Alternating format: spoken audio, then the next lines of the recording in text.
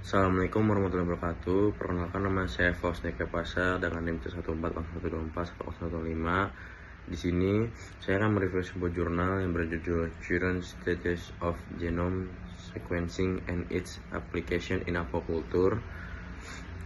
Jurnal ini merupakan artikel review yang membahas perkembangan teknologi genome sequencing dan bagaimana teknologi tersebut dapat dimanfaatkan untuk meningkatkan sektor aquaculture.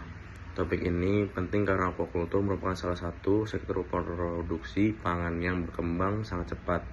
Namun, industri aquaculture masih menghadapi berbagai permasalahan seperti keterbatasan strain unggul, penyakit, kebutuhan pakan yang sesuai, serta permasalahan lingkungan. Oleh karena itu, diperlukan teknologi yang dapat membantu meningkatkan produktivitas sekaligus keberlanjutan aquaculture.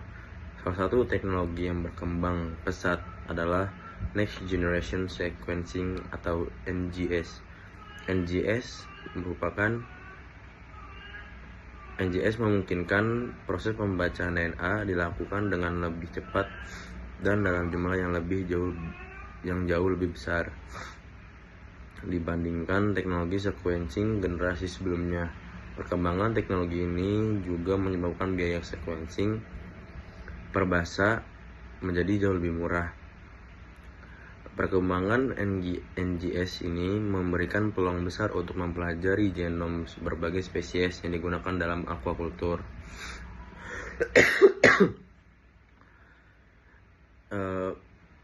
Pada saat artikel ini diterbitkan, telah tersedia draft genome dari lebih dari 20 spesies aquaculture. Data genome tersebut kemudian dapat digunakan sebagai sumber informasi untuk penelitian dan pengembangan aquaculture. Secara umum, jurnal ini membahas 3 hal utama. Yang pertama itu ada perkembangan teknologi sequencing. Teknologi sequencing berkembang dari metode Sanger menuju teknologi NGS yang memiliki kapasitas jauh lebih tinggi. Sekali lain, sequencing dengan short read. Perkembangan teknologi long read sequencing juga mulai memberikan keuntungan dalam menyusun genom yang lebih lengkap. Penulis menjelaskan bahwa kombinasi teknologi short read seperti Illumina dengan teknologi long read seperti BacBio dapat membantu menghasilkan data genom yang lebih baik.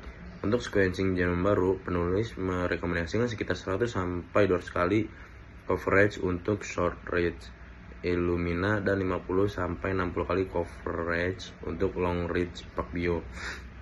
Yang kedua adalah status genome sequencing pada spesies aquaculture. Beberapa spesies yang telah memiliki draft genome antara lain Pacific oyster, common crab, grass carp, itu yang dapat digunakan untuk penelitian selanjutnya ke peta genetik. Selain mendapatkan genome sequencing juga dapat digunakan untuk menemukan variasi genetik, misalnya SNP atau single nucleotide polymorphism. SNP merupakan variasi pada satu nukleotida DNA dan dapat digunakan sebagai penanda genetik. Yang ketiga itu ada aplikasi genome sequencing dalam aquaculture. Aplikasi pertama adalah dalam pemulihan atau breeding. Dengan mengetahui variasi genetik, peneliti dapat mencari gen atau marker yang berkaitan dengan sifat penting seperti pertumbuhan, ketahanan terhadap penyakit, dan karakter produksi lainnya. Informasi tersebut dapat membantu proses seleksi ikan atau organisasi aquaculture yang memiliki sifat unggul. Aplikasi kedua adalah untuk penelitian penyakit. Data genom dapat membantu peneliti memahami mekanisme respons organisme terhadap patogen dan mencari faktor genetik yang berhubungan dengan ketahanan terhadap penyakit. Aplikasi berikutnya adalah penentuan jenis kelamin dan pematangan seksual. Pada beberapa jenis spesies ikan, jenis kelamin memiliki pengaruh terhadap pertumbuhan dan nilai produksi. Selain itu, teknologi sequencing juga dapat digunakan untuk mempelajari berbagai proses biologis termasuk metabolisme, sistem imun, dan hubungan antara gen dengan karakter tertentu.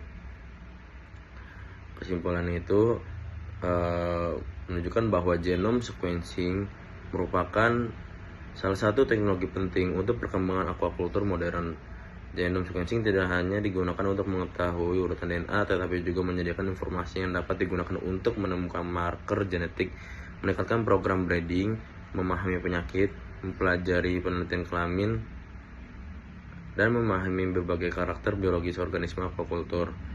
Jadi secara keseluruhan jurnal ini memberikan dasar yang kuat mengenai pentingnya teknologi genomik dalam aquaculture dan menunjukkan bahwa genome sequencing memiliki potensi besar untuk mendukung peningkatan produktivitas serta keberlanjutan sektor aquaculture. Sekian dari saya. Assalamualaikum warahmatullahi wabarakatuh.